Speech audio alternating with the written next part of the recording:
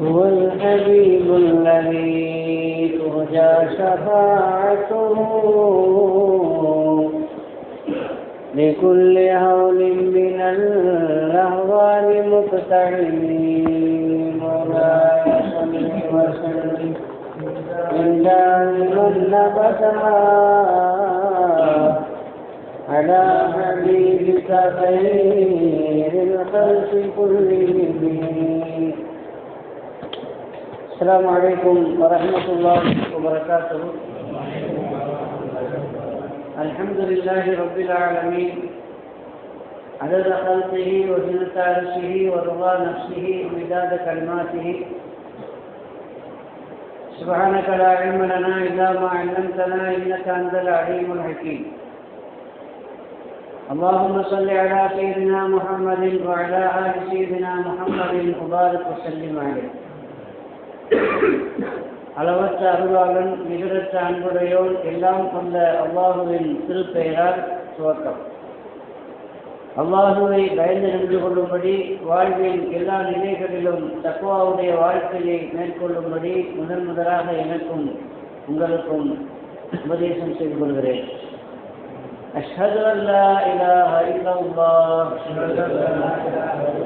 وأستغفر الله وأسألك الجنة وأعوذ بك من النار.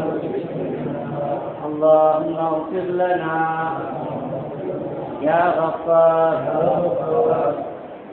الحمد لله. அல்லாஹ்வுடைய மிகப்பெரும் கிருபையினால் ரமலானுடைய பகல் காலங்களிலும் இரவு காலங்களிலும் அல்லாஹ்வை வணங்கி வழிபடுகிற தௌஃபீக்கை அல்லாஹ் நமக்கு வழங்கி இருக்கிறான். அதை கபூல் செய்து அருள் புரிவானான். உலகத்தில் ஒருவர் மீது ஒருவருக்கு பிரியம் ஏற்படுகிறது. இந்த பிரியத்திற்கு என்ன காரணம்? இந்த பூமியிலே ஏற்படுகிற இந்த பிரியம் இந்த பூமியில் வந்ததல்ல. ஒருவர் மீது ஒருவருக்கு இந்த பூமியில் வைத்து இந்த மண்ணில் வைத்து மஹப்பத் உண்டாகிறது என்றால், பிரியம் உண்டாகிறது என்றால் அது இந்த பூமியில் வந்ததல்ல, அது வானத்திலிருந்து கீழே வந்தது. திருமணங்கள் சொர்க்கத்தில் நிச்சயிக்கப்படுகின்றன என்று சொல்லுவார்கள். உறவுகள், இணைப்புகள், அவர்களுக்கு மத்தியிலே ஏற்படுகிற அந்த அன்பு, இதுவெல்லாம் சொர்க்கத்திலே நிச்சயிக்கப்படுகிறது. காலமில்லாத காலத்தில் வானத்தில் வைத்து அது நிர்ணயம் செய்யப்படுகிறது. எனவேதான் அல்லாஹ் சொன்னான் குர்ஆன் ஷரீஃபில் என்று ஓதிய வசனங்கள், சில பேருக்கு மக்களுக்கு மத்தியில் செல்வாக்கு ஏற்பட்டு விடுகிறது. அவர்களுக்கு அந்த ஏற்பட்ட அந்த செல்வாக்கிற்கு என்ன காரணம்? நாம் ஏற்படுத்தினோம் என்று சொல்கிறோம். ஏன் ஏற்படுத்தினோம்? யாருக்கு நாம் அப்படிப்பட்ட ஒரு செல்வாக்கை, ஒரு பிரியத்தை கொடுத்தோம் என்றால், இன்னல்லதீன ஆமனு வஅமிலு ஸாலிஹாத்தி சயஜஅலு லஹுமுர் ரஹ்மானு உத்தா. ஈமான் கொண்டு சாலிஹான அமல் செய்யக்கூடியவர்களுக்கு நாம் பிரியத்தை ஏற்படுத்தினோம். அல்லாஹ் அவர்களுக்கு மக்களுக்கு மத்தியில் ஒரு அன்பை, ஒரு பிரியத்தை, ஒரு மதிப்பை ஏற்படுத்துகிறான் என்று அந்த வசனத்திலே அல்லாஹ் சொல்லுகிறார். உலகத்தில் நாம் பார்க்கிறோம், முன்ன பின்ன சம்பந்தம் இல்லாத பல பேர் மீது நமக்கு பிரியம் வருகிறது. கௌசல்யாவின் முஹியத்தின் அப்துல் காதர் ஜீலானி என்று சொல்லும் பொழுது அவர்கள் மீது ஒரு மதிப்பு நமக்கு ஏற்படுகிறது. முஸ்லிம்களுக்கு அவர்கள் மீது ஒரு பிரியம், ஒரு பக்தி ஏற்படுகிறது. என்ன காரணம்? அவர்களுக்கும் நமக்கும் மத்தியில் ஏதாவது சம்பந்தம் இருக்கிறதா? குடும்ப உறவு இருக்கிறதா? அல்லது கொடுக்கல் வாங்கல் இருந்ததா? ஒரு காலத்தில் வாழ்ந்தவர்களா? நம்ம நாட்டை சார்ந்தவர்களா? நம்முடைய ஊரை சார்ந்தவர்களா? முன்பில் தெரியாத அவர்கள் ஏதோ ஒரு நாட்டிலே பிறந்து எங்கேயோ வாழ்ந்து வளர்ந்தவர்கள். அவங்க யாரும் நம்ம பார்த்ததும் இல்லை. அவங்க வாழ்ந்து மறைந்து கிட்டத்தட்ட 1100 வருஷங்களும் ஆகிவிட்டன. ஆனாலும் இன்றும் அவர்களுடைய பெயரில் தமிழ்நாட்டில் 2000க்கும் மேற்பட்ட பள்ளிவாசல்களுக்கு பேரே எழுது மொஹிதீன் ஆண்டனி பள்ளிவாசல் தான் வச்சுருக்காங்க. அவ்வளோ பெரிய மக்களுக்கு அவங்களை ஏன் ஏற்பட்டுச்சு? இது இந்த மண்ணில் ஏற்பட்டது அல்ல, அது விண்ணில் ஏற்பட்டது. அல்லாஹ் சொன்னான், அவர்களிடத்தில் இருந்த ஈமானின் காரணமாகவும் அவர்களிடத்தில் இருந்த சாலிஹான நல்ல அமல்களின் காரணமாகவும் அவர்களுக்கு அந்த பிரியத்தை அல்லாஹ் என்ன செய்கிறார், ஏற்படுத்தினார். ஈமான் என்று ஒன்று இருக்கிறது. அந்த ஈமானை மெய்ப்பிக்கின்ற வகையில் நாம் செய்கிற அமல் கொண்டிருக்கிறது. ஈமான் என்பது உள்ளத்தின் விசுவாசம், கல்வியில ஏற்பட்டிருக்கிற நம்பிக்கை. ஆனால் அதை மெய்யாக்கி வைப்பது, அதை உண்மைப்படுத்தி வைப்பது நாம் செய்யக்கூடிய அமல்கள். ஈமான் தான் அசல். ஈமான் தான் ரொம்ப ரொம்ப முக்கியமானது. ஈமான் கொள்ளாமல் ஈமான் இல்லாமல் நீங்கள் என்ன அமல் செய்தாலும் பிரயோஜனம் இல்லை. இப்போ அதனால் அசல் ஈமான் தான். அதனால் ஈமான் கொண்டால் மட்டும் போதுமா என்றால் அந்த ஈமானை உசிப்பி விடுவது அமல் தான். அந்த ஈமான் அதற்கொப்பு நம்ம செய்யக்கூடிய அமல் ரெண்டுக்கும் மத்தியில் இருக்கிற அந்த சம்பந்தத்தை நாம் முதலே விளங்கிக் கொள்ள வேண்டும். அல்லாஹ் நமக்கு சொர்க்கத்தை தருகிறார் இல்லையா? சொர்க்கத்தினுடைய விலை என்ன? ஈமான், அமல் இல்லை. எதற்காக வந்து எல்லா சொர்க்கத்தை தருகிறான்? ஈமான் இருக்கிறதுனால தான் சொர்க்கத்தை தருகிறான். ஈமானுடைய விலை சொர்க்கம். ஆனால் சொர்க்கம் என்பதற்கு டிக்கெட் ஈமான் இல்லையா? டிக்கெட் இருந்தால் தான் நம்ம என்ன செய்ய முடியும், எங்கேயாவது போக முடியும். சென்னையில் இருந்து நாங்கள் டெல்லிக்கு போக வேண்டும் என்றாலும், மும்பைக்கு போக வேண்டும் என்றாலும், திருநெல்வேலிக்கு போக வேண்டும் என்றாலும் என்ன தேவைப்படும்? டிக்கெட் தேவைப்படும். அதே மாதிரி சொர்க்கத்திற்கு நீங்களும் நானும் செல்ல வேண்டும் என்றால் போகிறதுக்கு என்ன தேவைப்படுது? டிக்கெட் தேவை. சொர்க்கத்துக்கு ஒரு டிக்கெட் இருக்கு. சொர்க்கத்துக்கு உண்டான டிக்கெட் என்னது? ஈமான் தான். மன் கால லா இலாஹ இல்லல்லாஹ் தஹலல் ஜன்னah கால ரசூலுல்லாஹி ஸல்லல்லாஹு அலைஹி வஸல்லம் சொன்னாங்க, லா இலாஹ இல்லல்லாஹ் சொல்லிவிட்டால் அவர் சொர்க்கத்துக்கு போயிடுவாரு அப்படின்னு சொன்னாங்க. அப்போ டிக்கெட் என்னது? ஈமான். ஆனால் டிக்கெட் இருந்தால் மட்டும் டெல்லிக்கு போகிறதுக்கு டிக்கெட் இருந்தால் தான் டெல்லிக்கு போக முடியும். ஆனால் டிக்கெட் இருந்தாலே நம்ம போய் சேர்ந்துட முடியுமா? என்ன செய்யணும்? சொல்லுங்க, மற்றவங்க சொல்லுங்க. டிக்கெட் இருந்தால் தான் நம்ம என்ன செய்ய முடியும்? டெல்லிக்கு போக முடியும் அல்லது பாம்பேக்கு போக முடியும். ஆனால் டிக்கெட் இருந்தால் மட்டும் நாம் அங்கே போய் சேர்ந்துட முடியுமா? முடியாது. அப்போ என்ன செய்யணும்? பயணம் பண்ணணும். என்னங்க செய்யணும்? பயணம் பண்ணணும். டிக்கெட் கவுண்டரில் டிக்கெட் எடுக்கும் பொழுது இந்த டிக்கெட்டுடைய வேல்யூ என்ன அப்படின்னு கேட்டால் அவன் என்ன சொல்லுவான்? இந்த டிக்கெட் உங்கள்கிட்ட இருந்தால் நீங்கள் எங்கே போயிடலாம், டெல்லிக்கு போயிடலான்னு சொல்லுவோம். கரெக்டு தானே? இந்த டிக்கெட் உங்கள் கையில் இருந்துச்சுன்னா நீங்கள் வந்து மும்பைக்கு போயிடலாம். அந்த வேல்யூ அதுதான். அப்போ இந்த டிக்கெட் இருந்தால் நான் வந்து மும்பைக்கு போயிடலாம், டெல்லிக்கு போயிடலாம் அப்படின்னு சொல்லிட்டு அவர் சொல்லிட்டார்ல. அதனால் அந்த டிக்கெட்டை வாங்கி நான் பாக்கெட்டில் வச்சுக்கிட்டு தூங்குனேன்னு வைங்க. டிக்கெட் வந்து நான் எங்கே போயிட முடியும்? டெல்லிக்கு போயிடலாம்ல, மும்பைக்கு போயிடலாம்ல அப்படின்னு நான் சொல்லிட்டார்ல. அவருடைய வேல்யூ அதுதானே அப்படின்ட்டு ஒரு ஆள் டிக்கெட்டை வாங்கி வச்சுக்கிட்டு என்ன செய்தார்? தூங்கிட்டார். நான் டெல்லிக்கு போயிடுவேன் அப்படின்னு, அல்லது மும்பைக்கு போயிடுவேன். போக முடியுமா? கனவுல போகலாம், நிஜத்தை நினைக்க முடியாது. அப்போ டிக்கெட் இருந்தால் அதை கொண்டு பயணம் செய்யணும். ட்ரெயினில் ஏறணும், ஃப்ளைட்டில் ஏறணும். அந்த பயணம் செய்வது தான் என்னது? அமல். இந்த பயணம் செய்வது தான் என்னது? அமல். எனவே இந்த களிமா, அந்த களிமாவை புஷ் பண்ணுறது எதுன்னா அமல் தான். அல்லாஹ் சொல்றான், இதே களிமா தையிபா. களிமா தையிபா இருக்குது. இது அல்லாஹ்வின் பக்கம் உயர்கிறது. லா இலாஹ இல்லல்லாஹ் இந்த களிமா தையிபா இருக்குது. இது அவன் அளவிலே உயர்கிறது. உயர்த்துவது எது? இலைஹி யஸ்அதுல் கலிமத் தையிபு வல் அமலு ஸாலிஹு யர்ஃபஉஹு. சாலிஹான அமல் தான் அது மேலே உயர்த்து, புஷ் பண்ணும். விண்கலம் இருக்கிற விண்கலம் வந்து விண்ணிலே அது போகணும் அப்படின்னா அதை இங்கிருந்து புஷ் பண்ணி அது மேலே கொண்டு போய் சேர்க்கிறது எது? ராக்கெட். அந்த விண்கலத்தை ஒரு இடத்துல கொண்டு போய் ஓடுதளத்தில் கொண்டு போய் அதை விட்டுட்டு ராக்கெட் கீழே வந்துடும். அதை இங்கிருந்து மேலே புஷ் பண்ணுறது எது? ராக்கெட். அமல் வந்து ராக்கெட். அமல் இல்லைன்னு சொன்னால் நம்ம சொன்னதை களிமாவை புஷ் பண்ண முடியாது, இங்கேயே இருந்துடும். எனவே ரெண்டு வேலை நம்ம கண்டிப்பாக செய்யணும். வெறும் ஈமான் கொண்டால் மட்டும் போதாது. அந்த ஈமானுக்கு ஏற்ப நம்ம என்ன செய்யணும்? அமல் செய்யணும். சில பேர் அமல் செய்யாமல் ஈமான் இருக்குதுங்கிற மிதப்புல, என்னது மிதப்புல நினைப்பு புறப்பட்டு இருக்கிறார், தூக்கி கொண்டிருக்கிறார். எனவே ரெண்டும் அவசியம். என்ன அவசியம்? ஈமானும் அவசியம், அமலும் அவசியம். இந்த ரெண்டும் இருந்தால் தான் சொல்றாங்க, ரெண்டையும் சேர்த்து சொல்றாங்க. குரான்ல எங்க நீங்க பார்த்தாலும் அமனும் வாமிலு சாலிஹ், அமனும் வாமிலு சாலிஹ், ஈமான் கொண்டு சாலிஹான அமல் செய்தவர்கள் என்று சேர்த்தம் சொல்லுவானே தவிர எங்கேயும் வெறும் ஈமான் மட்டும் அல்ல என்ன செய்யறதில்லை, சொல்றதில்லை. இப்போ இந்த ஆயத்துல எல்லாம் என்ன சொல்றாங்க?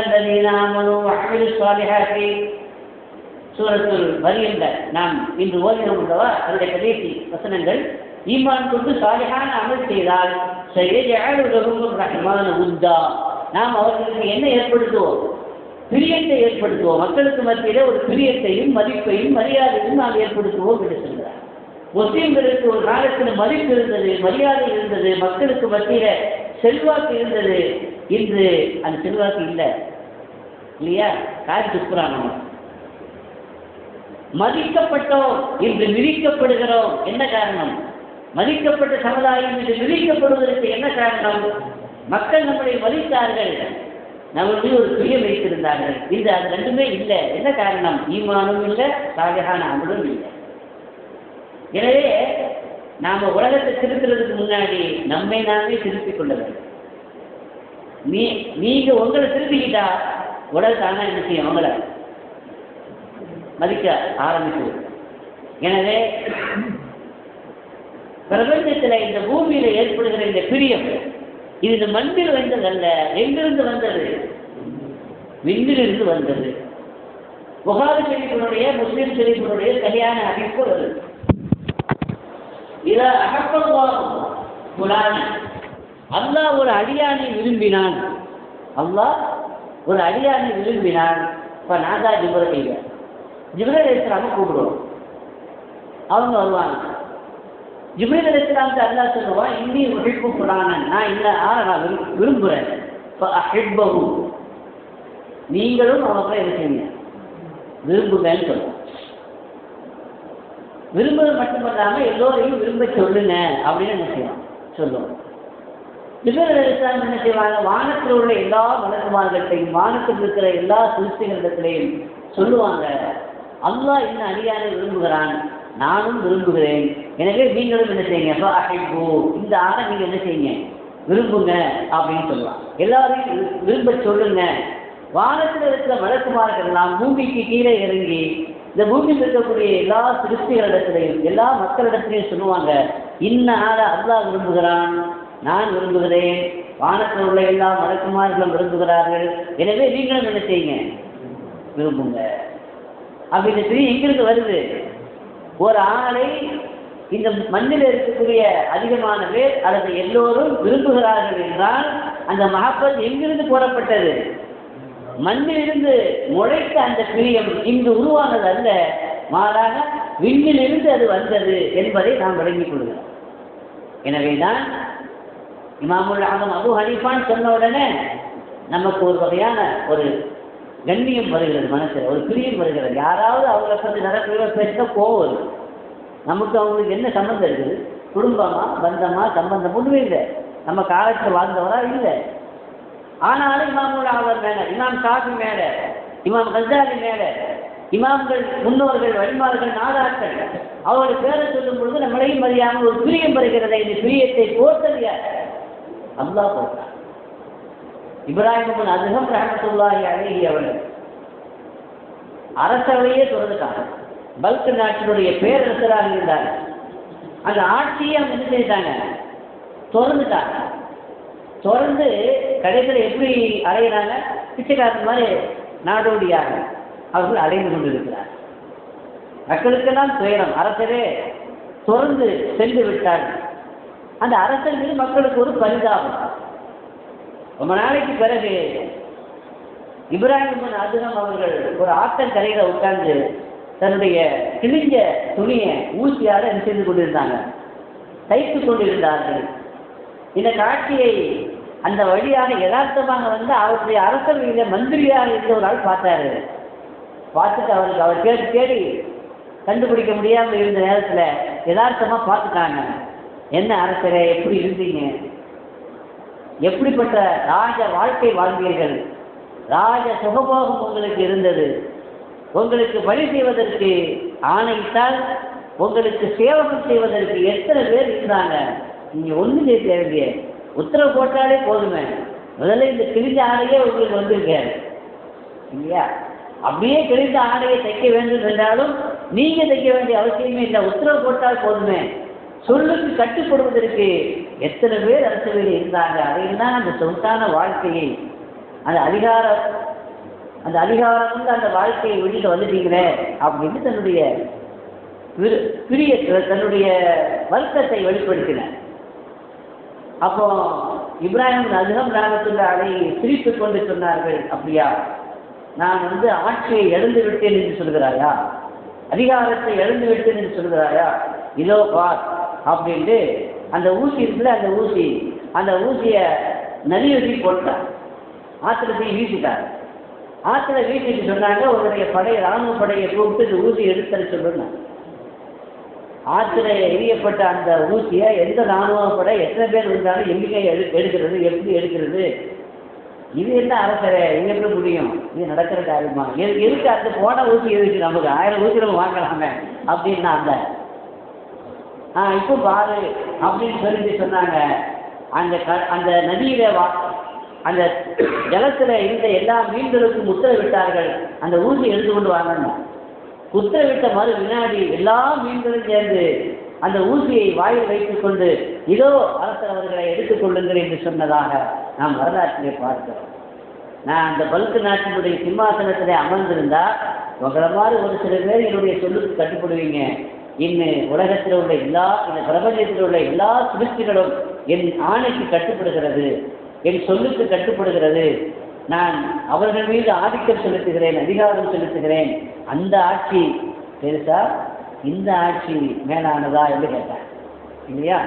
அப்ப அந்த மீன்களுக்கும் கூட, கடலில் வாழக்கூடிய நதியில் வாழக்கூடிய மீன்களுக்கும் கூட அந்த மகான்மார்கள் மீது அல்லாஹ் ஒரு பிரியத்தையும் பக்தியையும் போட்டான். ஏனென்றால் இந்த பிரியம் எங்கிருந்து வந்தது? எங்கிருந்து வந்ததுங்க?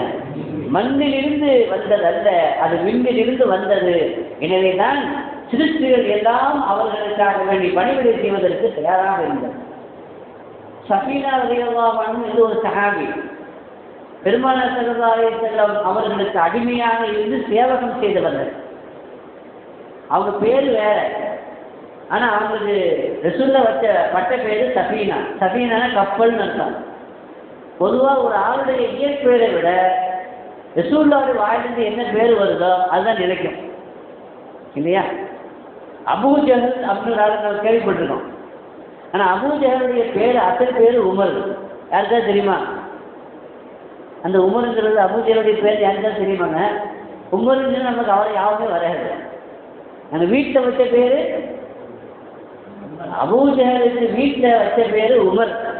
அந்த ஊர் மக்கள் வச்ச பேர் அபுல் ஹிக்கம், ஞானத்தின் தந்தை அப்படின்னு சொல்லிட்டாங்க. இன்னும் விவரமான ஆள் தான் மக்காவுடைய. ரசூலுல்லாஹி ஸல்லல்லாஹு அலைஹி வஸல்லம் வச்ச பேர் அபூ ஜஹல், ஞானத்தின் தந்தைக்கு ரசூலுல்லாஹி. அவங்க வச்ச பேர் என்ன? மடமையின் தந்தைன்னு வச்சாங்க. ஆனா கடைசியில் எந்த பேருன்னு நினைச்சது? அபூ ஹுரைரான்னு கேள்விப்பட்டிருக்கோம்ல, அந்த சஹாபி தெரியாத யாருமே நினைக்க முடியாது. இருக்க முடியுமாங்க? இருக்க முடியாது. எல்லாருக்கும் தெரியும். அனிஷாக்கு இருக்க மாட்டேங்கல, எல்லா முஸ்லிம்களுக்கும் தெரியும். ஏன்னா அவர் பேரை கேட்காத நாள் இல்லை. எந்த பயானம் கேட்டாலும் அபூ ஹுரைரா வந்துடுவார். ஏன்னா அவர் தான் அதிகமான ஹதீஸ்களை அறிவிச்சிருக்கிறார். 5370 கிட்டத்தட்ட ஹதீஸை அறிவிச்சிருக்கிறார். சஹாபாக்களிலேயே நம்பர் 1 ராவி அறிவிப்பாளர் யாரு? அபூ ஹுரைரா ரலியல்லாஹு. இது அல்லாம அவரை அறிவதற்கும் அவர் மேல நமக்கு ஒரு பிரியம், ஒரு மதிப்பு வர்றதுக்கு இன்னொரு காரணமும் இருக்குது. அதை பிறகு பார்க்கலாம் நம்ம இன்ஷா அல்லாஹ். இந்த அபூ ஹுரைராவுடைய அசல் பேர் அபூ ஹுரைரா அல்ல. அது பேர் என்னன்னு தெரியல பல பேருக்கு. அசல் பேர் என்ன அப்படிங்கிறதுல 35 அபிப்பிராயம் இருக்கலாம். எத்தனை அபிப்பிராயம்? ஒவ்வொரு ஆணும் ஒவ்வொரு பேர் சொல்றாங்க. ஆனா எந்த பேர் தான் நினைத்தது?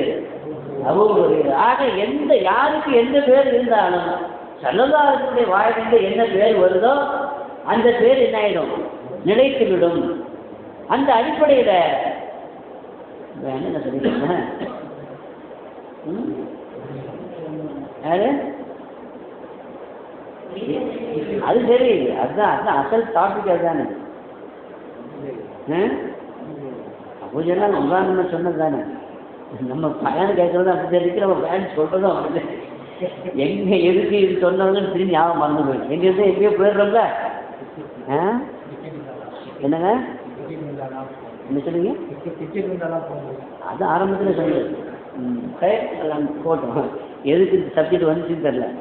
ஆக நமக்கு மக்களுக்கு மத்தியிலையும் சரி, உங்களுக்கு உங்கள் பையங்க மேலே, உங்கள் பையங்களுக்கு உங்கள் மேலே பிரிய வரணுமானா, உங்கள் மேலே உங்கள் மனைவிக்கு பிரிய வரணுமானா, உங்கள் மனைவிக்கு உங்கள் மேலே பிரிய வரணுமானா, அதுக்கெல்லாம் என்ன காரணங்க? அல்லாஹ் போடணும். அல்லாஹ் யாருக்கு போடுவான்? ஈமானும் சாலிஹான அமலும் இருந்தால் அவர்களுக்கு பிரியத்தை போடுவோம் என்று என்ன செய்கிறார். அப்போ ஈமானும் அமலும் எவ்வளோ பெரிய பவரானது. என்னது? சஃபீனாவை பற்றி சொல்லிக்கிட்டு இருந்தேன். நல்ல விஷயம் ஞாபகம். சஃபீனா ரலியல்லாஹுங்கிறது அவங்க வந்து பணிவிடை செய்யக்கூடியவங்க. அவங்க எல்லாரும் அவங்க லக்கேஜ் அவர்கிட்ட கொடுத்துருவாங்க. அவர் எல்லாரும் லக்கேஜையும் தூக்கிட்டு போவார், சிதுமை செய்யக்கூடியவர். அப்போ அவர் ரசூலுல்லாஹி பேர் எப்போ கப்பலா அப்படின்னாங்க. எல்லாரும் கப்பல் எல்லா லக்கேஜையும் தூக்குறாங்க, கப்பல் அப்படின்னு சொன்னாங்க. அதனால அவருக்கு பேர் என்ன ஆகிப்போச்சு? சஃபீனா, கப்பல் அப்படின்னு பேர் ஆயிடுச்சு. அந்த சஃபீனா ரலியல்லாஹு அன்ஹு அவர்கள் ஒரு சமயம் படையில விலகிட்டாங்க, பாதம் மாறி போச்சு.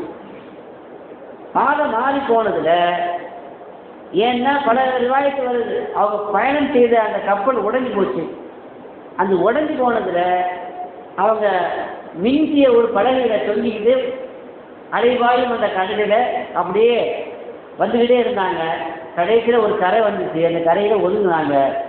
அந்த கரையில் ஏறி வெளியே வந்தால் அது சிங்கம் வாழக்கூடிய காடு. என்னங்க? சிங்கம் வாழக்கூடிய காடு. அது அவங்களுக்கு தெரியாது. யதார்த்தமாக இருந்தாங்க. அவர் அங்கே போய் சேர்ந்துட்டாரு. கொஞ்சம் தூரம் நடந்து போன பிறகு சிங்கங்கள் வருகிறது. ஒரு சிங்கம் வந்துச்சு கற்சனையோடு. சிங்கம் கர்ஜனை செய்தால் எப்படி இருக்கும்? சிங்கத்தை கர்ஜனை கேட்டாலே நமக்கு பாதி உயிரில் எல்லா உயிரும் போயிடும் இல்லையா? அப்படி கர்ஜனையோடு அந்த சிங்கம் வருது, பாய்வதற்காக வேண்டி வருகிறார். கொஞ்சம் கூட பயப்படலை, கொஞ்சம் கூட அசரலை. சஃபீனா ரலியல்லாஹு அன்ஹு என்ன செய்கிறாங்க? நான் மௌலா ரசூலுல்லாஹி, நான் ரசூலுல்லாஹுடைய அடிமை. யாருக்கு சொல்கிறாங்க? சிங்கத்துக்கு. ஆனால் மௌலா ரசூல் அபுல் ஹாரிஸ். சிங்கத்துக்கு அரபியில், அதாவது ஒவ்வொருக்கும் ஒரு புண்ணியத்து பேர் இருக்குது அரபுகள். அபுல் ஹாரிஸே, நான் ரசூலுல்லாஹுடைய மௌலா அடிமை, எனக்கு பாதை தெரியல, அதனால பாதை காட்டுங்கிறாங்க. யார்கிட்ட? சிங்கத்துக்கு சொல்கிறாங்க. சொன்ன உடனேயே அது என்ன செய்யறது? அப்படியே குனிந்த வண்ணம் பணிந்த வண்ணம் அவங்களுடைய பிரியத்தை வெளிப்படுத்திட்டு, முன்னாடி நான் போகிறேன், நீங்கள் பின்னாடி வாங்கன்னு சொல்லி அதுக்கு பாதை காட்டிக்கிட்டே வந்துட்டேன். எது? சிங்கம். அப்படியே பாதை காட்டி சஹாபாக்கள்னா எங்கே இருக்கிறாங்கன்னு அந்த இடத்த கொண்டு விட்டுட்டு டாட்டா காட்டிட்டு போயிட்டான். அப்போ சிங்கத்திற்கு கூட அந்த சஃபீனா ரசூலுல்லாஹுடைய சஹாபியின் மீது அந்த பிரியமும் அந்த மதிப்பும் எப்படி வந்தது? எங்கிருந்து வந்தது? எங்கிருந்து வந்தது?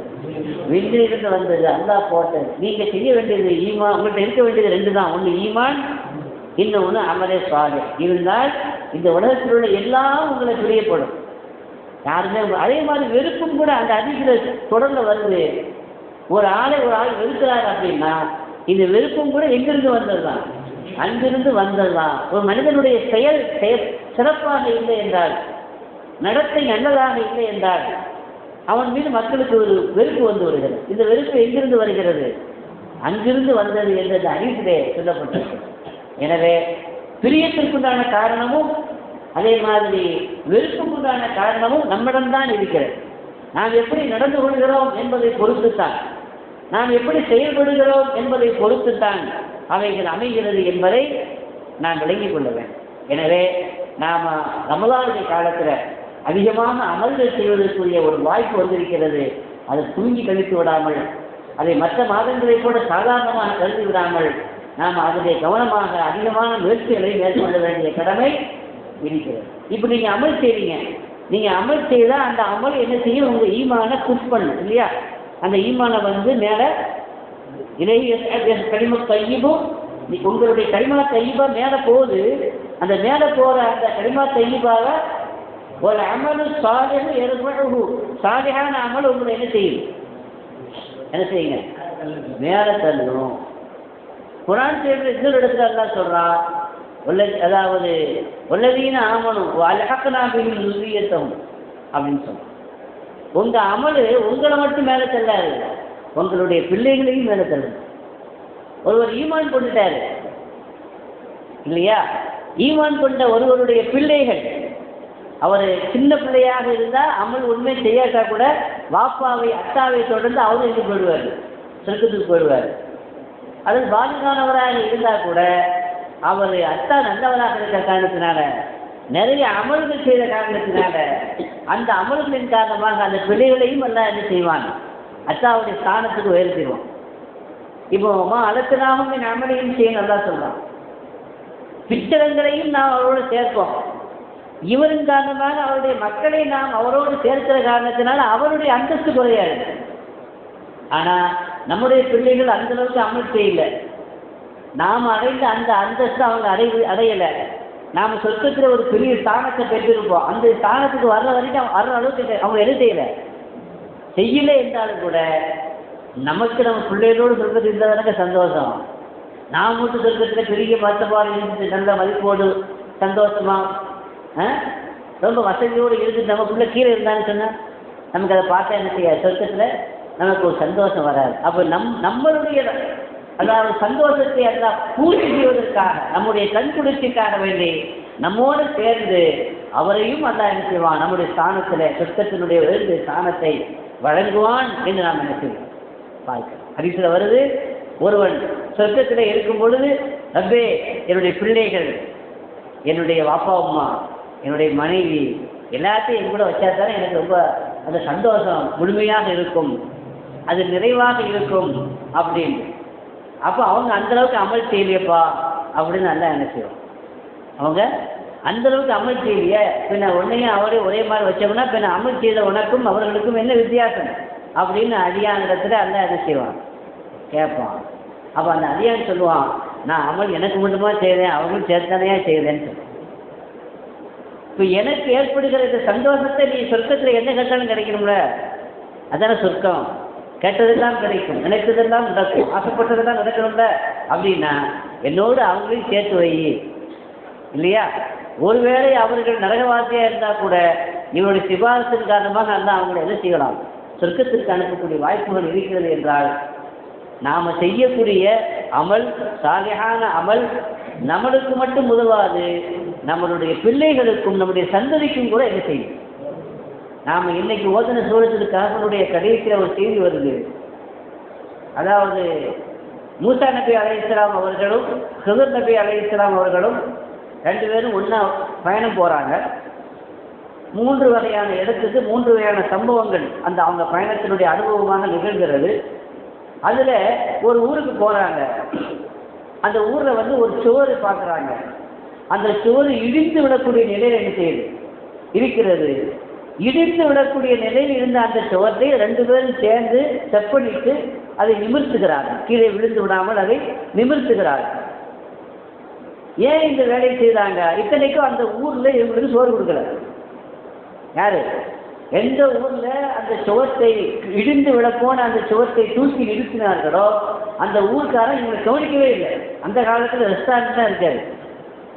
ஒருத்தர் ஊருக்கு போயிருக்கான்னு சொன்னால் அந்த ஊருக்காரங்கிட்ட போய் மிகமானாக விருந்தாளியாக தங்குவாங்க. ஊருக்காரங்க தான் என்ன செய்யணும், அவங்களுக்கு விருந்து உபச்சாரங்கள் செய்து அவங்கள ஆதரிக்கணும், இருக்க இடம் கொடுக்கணும், சாப்பாடு கொடுக்கணும். அதுதான் முறை. அப்படித்தான் நடைமுறை ஆரம்ப காலத்தில் இருந்துச்சு இல்லையா. ஆனால் அந்த 2 பேருக்கும் 2 நபிமார்கள் இத்தனைக்கு, மூசா நபி ஹிதர் நபி அலைஹிஸ்ஸலாம், அவங்களுக்கு அந்த ஊர்க்காரங்க அபௌஹுமான வருது குர்ஆன் ஷரீஃபில். 2 பேருக்குமே விருந்தளிக்க மறுத்து விட்டார்கள். போ அப்படின்னு செய்தாங்க, விரட்டி விட்டாங்க. விருந்தளிக்க மறுத்துவிட்டு அந்த ஊருக்கு ஒரு உபகாரம் செய்கிறார்கள். யார் செய்கிறா? மூசா நபி அலைஹிஸ்ஸலாமும் ஹிதர் அலைஹிஸ்ஸலாமும். மூசா நபி கூட கேட்டார், இந்த கோயிலுக்கு நம்ம எதுக்கு உதவி செய்யணும், நமக்கு சாப்பாடு கொடுக்கல இல்லை, அதனால் இந்த வேலை செய்கிறதுக்கு சம்மந்தப்பட்ட ஆட்ட ஏதாவது கூலி வாங்கலாம்ல, கூலி வாங்கினா அந்த கூலியை வச்சு நம்ம என்ன செய்யலாம்ல, சாப்பிடலாம்ல. பட்டினியாக கிடக்கிறான். ஊருக்காரன் ஒன்றும் கவனிக்காமல் இருக்கான், பசியோடு இருக்கிறான். நான் பசியோடு இருந்துக்கிட்டு எதுக்கு இந்த ஊருக்கு நம்ம இந்த ஊரில் உள்ள ஒரு ஆளுக்கு நாம் எதுக்கு இலவசமாக சேவை செய்யணும் அப்படிங்கிற மாதிரி யாரும் கேட்டாங்க, முசாதான் கேட்டாங்க. அது பெரிய சம்பவம். அப்போ அது காரணத்தை அவங்க சொன்னாங்க. சுதர் அலைஹிஸ்ஸலாம் அம்மல் ஜிதாரு சொக்கானே குலாமேனி எத்தீமேனி மதீனா, இந்த ஊர்ல 2 சிறுவர்கள், அனாதை சிறுவர்கள் இருக்கிறார். ஒக்கான தகத்தகு கஞ்சுல்லகுமா, இந்த சோத்துக்கு கீழே அந்த அனாதை சிறுவர்களுக்கு சேர வேண்டிய ஒரு தங்க புதையல் இருக்குது.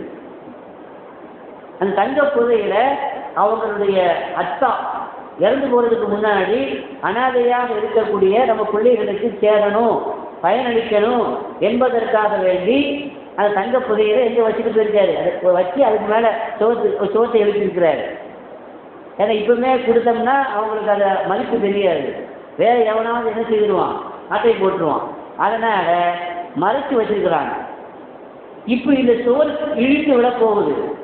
இடிந்து விட போகிற இந்த சோத்தை அப்படி இடிஞ்சு போக விட்டோம்னா அது கீழே இருக்கிற புதையல் வெளிப்படும். புதையல் வெளிப்படும்னா எவனா தங்க புதையலை கண்டா விடுவானா, எவனால் அபகரித்துக் கொள்வான். அப்போ யாருக்கு போய் சேராது, அந்த அனாதை சிறுவர்களுக்கு சேராது. அதனால அனாதை சிறுவர்கள் அவங்க உரிய பருவத்தையும் வயதையும் அடையும் வரை அது பாதுகாக்கப்படணும்ல. அதனால அது வரைக்கும் இது மறைவாகவே இருக்க வேண்டும் என்பதனால அம்மல் ஜிதாரு பக்கானே குலாமேனி எத்தீமேனி மதீனா.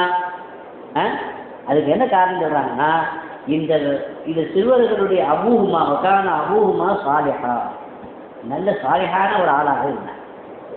யாரு? இந்த அனாதை சிறுவர்களுடைய அத்தா, அவங்களுடைய வாப்பா சாலிஹான அமல் செய்யக்கூடிய ஒரு சாலிஹான மனிதர், நல்ல மனிதராக இருந்தார். இப்ப சாலிஹான மனிதராக இருந்த காரணத்தினால இந்த கவனிங்க, சாலிஹான மனிதர்னா ஒரு சாலிஹான அமல் செய்தவர். அவர் செய்த சாலிஹான அமல் அதனுடைய பயன் யாருக்கும் கிடைக்கிறது, அவருடைய பிள்ளைகளுக்கும் கிடைக்கிறது. நம்ம ஏற்கனவே ஒரு பேண்டை சொன்னோம், உங்களுடைய சொத்து உங்களுடைய சம்பாத்தியம் உங்கள் சந்ததிக்கு பாதுகாப்பாக போய் சேரணுமானா உங்களிடத்துல என்ன இருக்கணும், தக்குவா இருக்கணும். அதே மாதிரி அவர் அத்தா சாலிஹானவராக இருந்த காரணத்தினால, அவர் நல்ல அமல் செய்த காரணத்தினால, அந்த அமல்களுடைய வரக்கத்தினால குணத்தினால அவங்க பிள்ளைகளுக்கு ஃபைதா இருக்குதா இல்லையா, பிள்ளைகளுக்கு பயன் இருக்குதா இல்லையா, சேர வேண்டிய அந்த பணத்தை அல்லாஹ் பாதுகாக்கிறான். அதுவும் யாரை வச்சு பாதுகாக்கிறான், அதை பாதுகாக்கிறதுக்காண்டி 2 நபியே அனுப்பியிருக்கிறான். ஒன்று மூசா நபி, பிரபல்யமான மூசா நபி அலைஹிஸ்ஸலாம், இன்னொன்று மறைந்து வாழக்கூடிய அறியப்பட்ட ஹிதர் நபி அலைஹிஸ்ஸலாம். 2 பேரை அனுப்பி அந்த சொத்தை அந்த புதையை பாதுகாக்கிறான். எதனால? அவங்க அத்தாவுடைய சாலிஹான அமலின் காரணம். அப்சில இன்னொரு செய்தியும் வருது, இவங்களுடைய அத்தான்னு சொன்னால் நேரடி அத்தா இல்லையா, 7வது தலைமுறையில் உண்டான அத்தா. என்னது? 7வது தலைமுறையில் உண்டான அத்தா. அதாவது பையனுடைய அத்தா, அத்தாவுடைய அத்தா, அத்தாவுடைய அத்தான்னு இருக்குல்ல, அதில் 7வது தலைமுறையில் உள்ள அத்தா நல்ல மனிதர். அவர் செய்த சாலிஹான அமரு அவர் 7வது சந்ததிக்கு பயன் கிடைக்கிறது என்றால், நீங்கள் செய்யக்கூடிய அமல்கள் அது உங்களை மட்டுமல்ல உங்கள் பிள்ளைகளையும் அது உயர்த்தும், உங்கள் பிள்ளைகளுக்கும் அது பயனை தரும். உங்களுடைய பிள்ளைகளுக்கு மட்டுமல்ல, உங்கள் பிள்ளைகளுடைய பிள்ளைகளுடைய பிள்ளை 7 தலைமுறைக்கும் நீங்கள் செய்த நல்ல அமல்கள், நீங்கள் செய்த இபாதத், நீங்கள் செய்த வணக்கங்கள், நீங்கள் செய்த உதவி உபகாரங்கள், நீங்கள் செய்த சேவைகள், அது உங்களுக்கு மட்டுமல்ல உங்களுடைய கீழ் நோக்கி நீங்கள் சென்றால் 7 தலைமுறை வரைக்கும் அதனுடைய பயன்பாடு கிடைக்கும் என்று இந்த வசனம் நமக்கு சொல்கிறது. என்று சொன்னால் நீங்களும் நானும் சாலிஹான அமல் செய்தால் அது நமக்கு மட்டுமல்ல யாருக்கும் கிடைக்கும், நம்முடைய பிள்ளைகளுக்கும் கிடைக்கும், நம்முடைய சந்ததிக்கும் கிடைக்கும். நம்மை மட்டும் அது புஷ் பண்ணாது, நம்முடைய பிள்ளைகளையும் அது உயர்த்தும், அவருடைய அந்தஸ்தை அது உயர்த்தும். எனவே நாம் அந்த ஈமானை உறுதிப்படுத்தி கொண்டு அந்த ஈமான் இருக்கிறது என்பதை வெளிப்படுத்துவதற்காக நாம் செய்யக்கூடிய சாலிஹான அமலை அதிகரித்து அதன் மூலமாக நம்மையும் நம்முடைய அந்தஸ்தையும் நாம் உயர்த்தி கொள்ள வேண்டும், சொர்க்கத்திலே உயர்ந்த ஸ்தானத்தை பெற வேண்டும். நாம் மட்டுமல்ல நம்முடைய பிள்ளைகளும் நம்முடைய சந்ததிகளும் பெற வேண்டும். அதற்கு அல்லாஹ் தௌஃபீக் செய்வானாக. பிஹக்கி சய்யிதினா முஹம்மத் வ ஆலி சய்யிதினா முஹம்மத் ஸல்லல்லாஹு அலைஹி வஸல்லம். வ ஆகிரு தஅவானா அனில் ஹம்துலில்லாஹி ரப்பில் ஆலமீன்.